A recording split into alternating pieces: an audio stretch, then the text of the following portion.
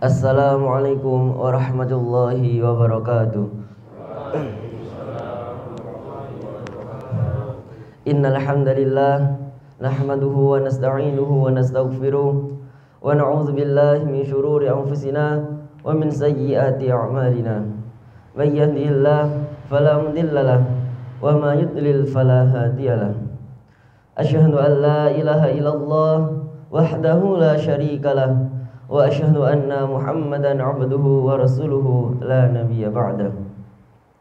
Hadirin jamaah salat subuh yang berbahagia, puja dan puji syukur marilah senantiasa kita panjatkan kepada Allah Subhanahu wa taala, karena berkat limpahan rahmat, taufik serta hidayahnya sehingga pada pagi hari ini kita masih dapat menegakkan salah satu kewajiban kita, yaitu salat subuh secara berjamaah.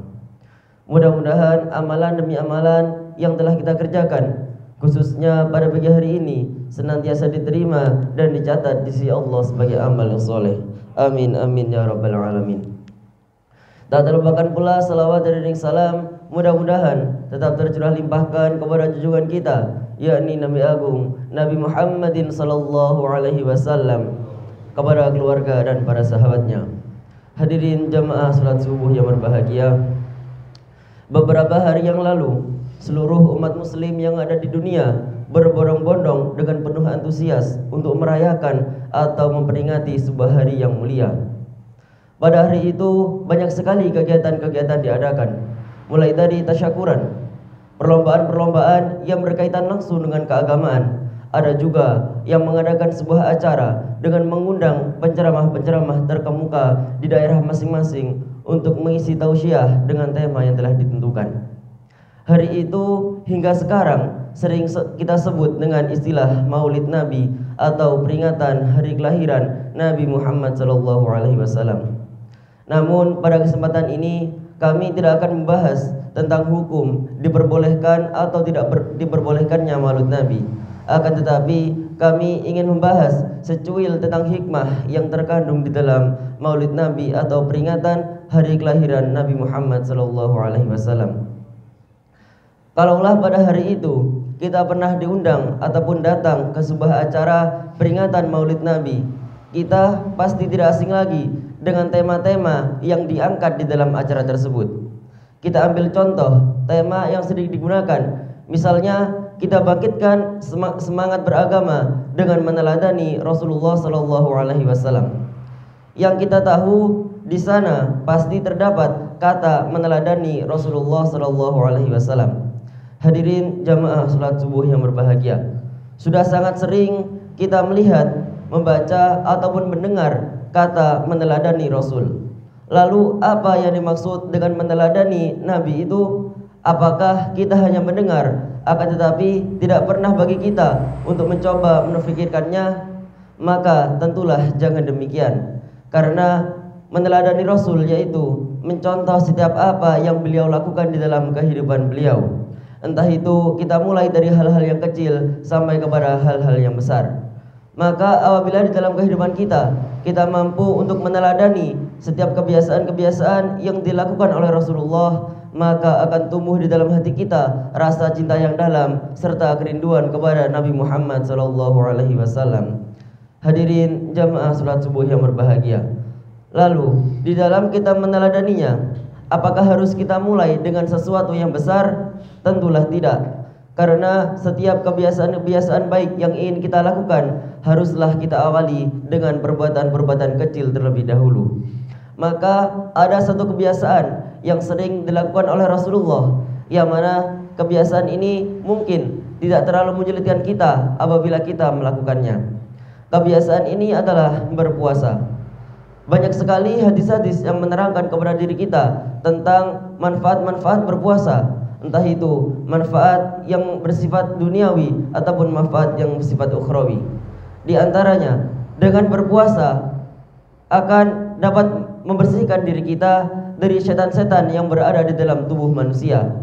Karena sejatinya setan juga berada di dalam tubuh kita dan juga mengalir sebagaimana mengalirnya darah. Rasulullah juga pernah berkata kepada Aisyah radhiyallahu anha, beliau berkata, sering-seringlah untuk mengetuk pintu surga. Aisyah pun bertanya, dengan apa? Rasulullah pun menjawab, dengan rasa lapar. Hadirin jamaah salat subuh yang berbahagia,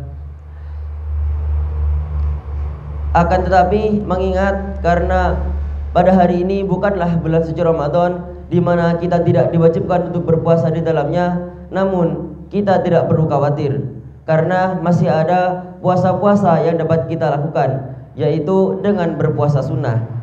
Banyak sekali pilihan-pilihan puasa sunnah yang dapat kita sesuaikan dengan kemampuan diri kita masing-masing. Karena setiap puasa sunnah juga memiliki fadilah-fadilah tersendiri dan juga pahala yang tidak kalah besar ketika kita mau untuk melakukannya.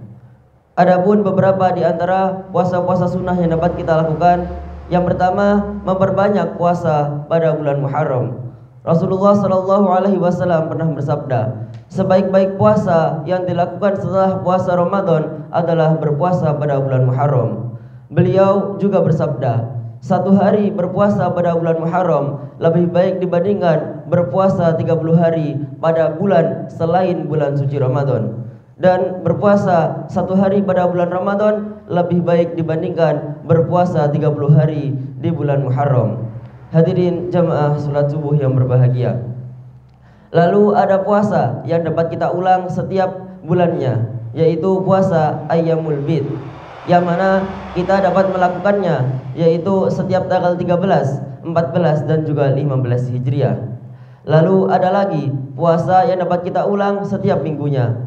Puasa ini sering kita sebut dengan puasa Senin, hari Senin dan Kamis.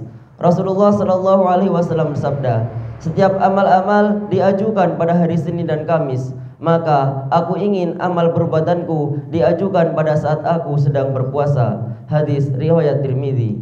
Hadirin jamaah salat subuh yang berbahagia, lalu ada satu lagi puasa yang dapat kita lakukan hampir setiap harinya, yaitu puasa Daud.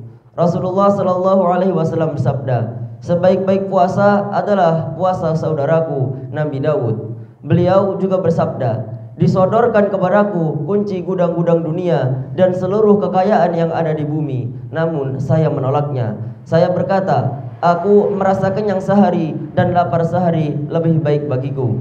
Aku bersyukur kepadamu di saat aku kenyang, dan aku merendahkan diri kepadamu di saat aku lapar.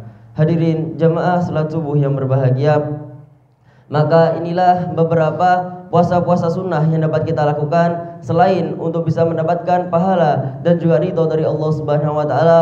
Mungkin dapat juga kita gunakan untuk mengobati rasa rindu kita terhadap bulan suci Ramadan. Maka semoga Allah Subhanahu wa taala memberikan kepada kita kemudahan serta kekuatannya sehingga kita mampu untuk meneladani setiap kebiasaan-kebiasaan yang dilakukan oleh Rasulullah SAW, manusia termulia di muka bumi ini. Karena apabila dalam kehidupan ini kita tidak mencontoh Rasulullah, lalu siapa lagi yang akan kita jadikan panutan? Karena hanya dengan mencontoh apa yang dilakukan Rasulullah itulah kita bisa menjadi orang-orang yang selamat dunia dan juga di akhirat. Hadirin jamaah salat subuh yang berbahagia, mungkin hanya sedikit ini yang dapat saya sampaikan. Apabila ada kurang serta kesalahannya, saya mohon maaf yang sebesar-besarnya. Akhirul kalam, wassalamualaikum warahmatullahi wabarakatuh.